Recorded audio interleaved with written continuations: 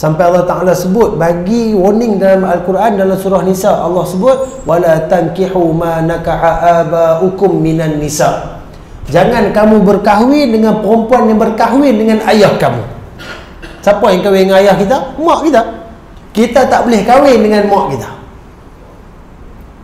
Dan juga disebut di sini, dia itu menikahi ibunya sendiri atau dia berzina dengan anak perempuan ibu tu, iaitu dia berzina dengan kakak dia atau adik perempuan dia, saudara kandung. Istilah kita sebut apa tuan-tuan? Sumbang mahram. Sumbang mahram dengan adik-beradik dia sendiri. Yang ni berlaku tuan-tuan, berlaku. Nak kata sikit, tak sikit juga tuan-tuan, banyak juga kes yang kita tahu. Yang tak tahu, wallahu a'lam. Kemudian tuan-tuan, yang keempat, orang yang merancak atau memainkan kemaluannya dengan tangan untuk mengeluarkan maninya. Ini 7 golongan mereka yang akan direct disuruh oleh Allah, tak ada nak mula apa lagi, hampa ni pergi masuk dalam neraka Allah Subhanahu Wa Taala. Nampak tuan-tuan, hinanya manusia ketika itu tuan-tuan. Bila Allah sedikit pun tak pandang, bahkan Allah Ta'ala murka, tak ada sifat rahmat. Allah ni bersifat Rahman Rahim tuan-tuan. Asma' Husna Allah Ta'ala tu bermula dengan nama Rahman Rahim. Maha pemurah, maha penyayang, maha belas kasihan. Tapi untuk orang yang tak mau ikut perintah Allah, Allah tak ada belas kasihan kat dia. Kita faham Allah ni marah-marah kat kita pun tuan-tuan, murkanya Allah besar mana pun kat kita, rahmat Allah mendahului. Bertahun kita buat dosa kat Allah, sekali kita minta maaf kat Allah tuan-tuan, Allah akan mai balik kat kita. Punya baik Allah Ta'ala, maha baik. Tapi bila tengok pada hadis ni tuan-tuan, nampak macam Allah dah sikit pun tak kisah apa nak jadi dengan hamba ni tuan-tuan. Terus masuk neraka, akan dikenakan azab, satu azab yang sangat besar, keras dan pedih tuan-tuan. Di mana azab ini kita tak mampu nak terima tuan-tuan. Tak mampu nak terima, tapi nak buat macam mana? Azab dah ada, kita pula buat pasal tak dan taubat ke Allah, terus buat benda macam tu. Wal-iyazubillah. Moga Allah lindung kita tuan-tuan. Semua orang-orang ini melakukan dosa besar, kecuali mereka segera bertaubat dan berjanji tidak mengulangi lagi. Dalam marah-marah Allah tuan-tuan, kalau sebelum mati kita sempat bertaubat kepada Allah, kita insaf, kita menyesal, kita berjanji dengan Allah tak mau buat dah lagi dosa-dosa macam ni tuan-tuan, mudah-mudahan Allah Ta'ala ampun kita akan terselamat daripada azab Allah. Namun satu saja masalah kita tuan-tuan, sebab kita tak tahu bila nak mati. Tak tahu bila nak mati. Jangan duk kata nak mati ni dia kena sakit, dia kena tua, dia kena terlantak dulu. Tak tuan-tuan. Berapa ramai yang tengah cergas duk lari, tengah pandang tuan-tuan duk lari main bola ni, live ni, jatuh mati. Dalam sihat boleh mati tuan-tuan. Tak perlu tunggu sakit, tak perlu tunggu tua. Kalau kita tahu mati bila, senang. Saya mati umur 60 kata. Bila tahu dah memang tengok, oh, aku mati umur 60. Daripada balik sampai umur 40, kata buat maksiat bagi puas, cukup umur 40, insaf, duduk masjid tu sampai mana, kerja berhenti, apa berhenti, duduk yang masjid 20 tahun. Gak boleh kot, Allah Ta'ala ampun dosa. Kalau tahu senang tuan-tuan. Lah ni masalah tak tahu. Duk kata esok, lepas esok. Tengok esok tak ada bagi kita. Ni hang ni bila nak insaf ni tak apalah, esok aku taubat dah. Tiba-tiba malam tu mati.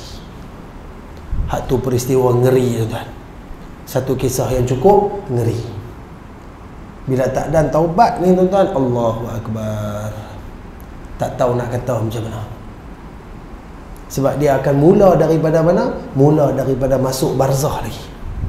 Sedangkan barzah ni bukan tempat untuk menerima siksaan. Kalau kita faham, barzah ni tempat menunggu. Kita nak tunggu apa? Nak tunggu semua manusia masuk di situ sebelum nak dibangkitkan bersama-sama di akhirat. Yang tu saja, daripada alam ketiga dunia 4 barzah, 5 akhirat. Daripada 3 nak pergi 5, kena tunggu saat barzah. Tapi barzah itu akan menjadi sama ada tempat permulaan siksaan atau tempat permulaan nikmat. Bergantung kepada diri kita dan juga amal-amal kita. Baik, tuan-tuan dirahmati Allah. Dan diriwayatkan bahawa ada segolongan manusia yang akan dibangkitkan pada hari kiamat sedang tangan-tangan mereka bunting disebabkan dari berzina. Yakni dahulunya ketika di dunia mereka selalu memainkan kemaluan mereka dengan tangan. Ada satu riwayat sebut tuan-tuan, orang yang suka mengeluarkan mani dengan sendiri dengan tangan dia tuan-tuan, nanti di akhirat tangan dia ni akan bunting. Maksudnya tangan dia akan mengandung. Besar mana macam mana wallahu a'lam. Tak reti nak abang. Kalau kita nak bayang pun kita duk bayang yang kata ibu-ibu mengandung ni benda tu ada kat tangan. Mungkin macam tu lah kot. Tapi bila benda ni nama dia azab tuan-tuan, dia bukan satu benda yang seronok. Dia satu benda yang sangat menyiksakan. Jadi orang tengok pada tangan tu, orang akan tahu dah sifat dia ni kat dunia macam mana. Oh, rupanya yang ni dia rajin melayan nafsu dengan tangan dia sendiri.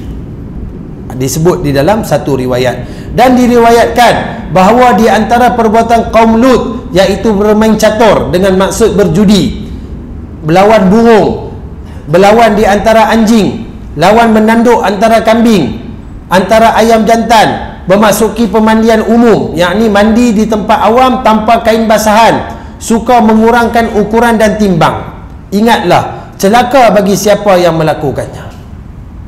Selain daripada perbuatan terkutuk kaum Lut, iaitu mereka ini laki datang dengan laki, perempuan datang dengan perempuan, ada beberapa perkara lagi yang diperbuat dan semuanya perkara yang jahat. Mereka suka berjudi dengan cara melaga binatang. Apa binatang yang boleh dipakai laga? Burung, kambing, ayam, ikut apa yang ada. Berjudi dengan keadaan tersebut. Kemudian mereka ini juga kalau pi tempat mandi awam tuan-tuan, mereka akan pi dalam keadaan tanpa berpakaian. Macam kita di sini mana pisau. Pisau ada kolam mandi awam kan, MPSP punya. Pi duduk ramai-ramai tuan-tuan, bayang tuan-tuan. Duduk ada 200 orang kata semua tak pakai baju. Bukan kata tak pakai baju, tak ada selai benang, semua telanjang bulat tuan-tuan. Kaum Lut macam ni panggil dia. Kemudian mereka mengurangkan ukuran dan timbangan. Bila nak niaga saja tuan-tuan, ada saja nak tipu kot timbang. Tak mau nak jual betul-betul, minta sekilo tak pernah dapat sekilo, kurang pada tu akan dapat. Sebab apa? Nak untung lebih. Dan disebutkan celakalah bagi siapa yang melakukan perbuatan-perbuatan yang sedemikian. Menurut asar pula, siapa yang suka mengadukan 2 ekor burung, maka dia akan merasakan siksa kefakiran.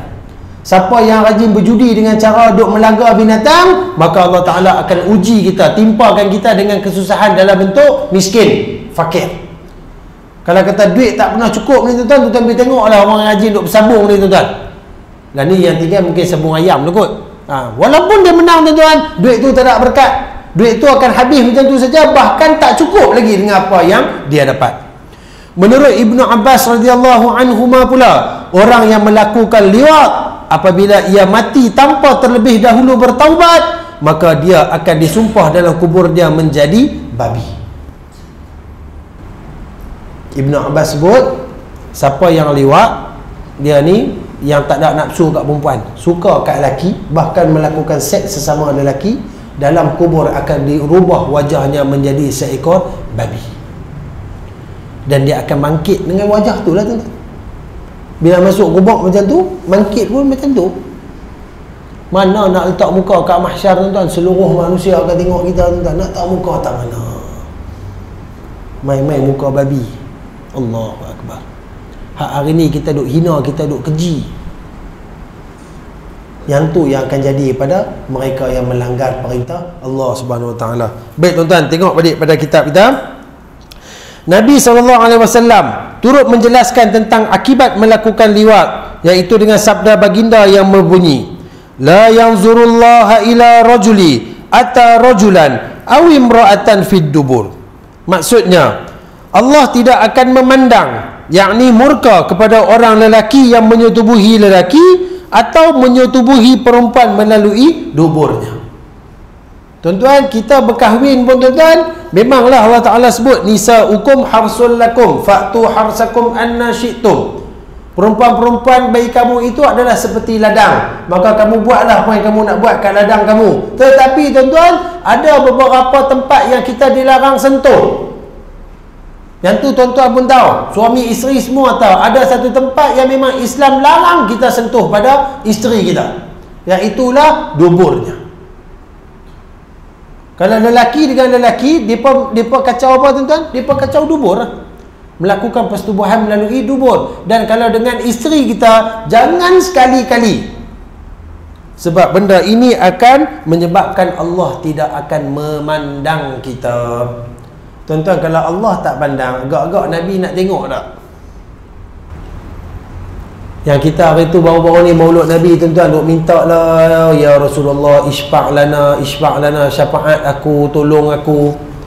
Aku takut ke akhirat nanti macam mana aku nak lalui seorang-seorang, wahai Rasulullah, bantulah aku. Tiba-tiba Allah tak pandang kita, tuan-tuan. Agak-agak Nabi nak pandang kita. Lagi tak pandang. Terang Nabi pun, tuan-tuan, Nabi duk tolong ni orang yang berdosa di sisi Allah pun Nabi duk tolong lagi. Tapi bila Allah tak tengok terus hamba tu, tuan-tuan, jangan harap Nabi SAW nak tengok kita. Bukan kata Nabi zalim, bukan kata Allah tu saja nak perkenal kita, tapi kita diingatkan, kita tahu benda tu salah, tapi kita duk buat juga. Yang tu yang akan menjadi masalah kepada diri kita. Baik tuan-tuan,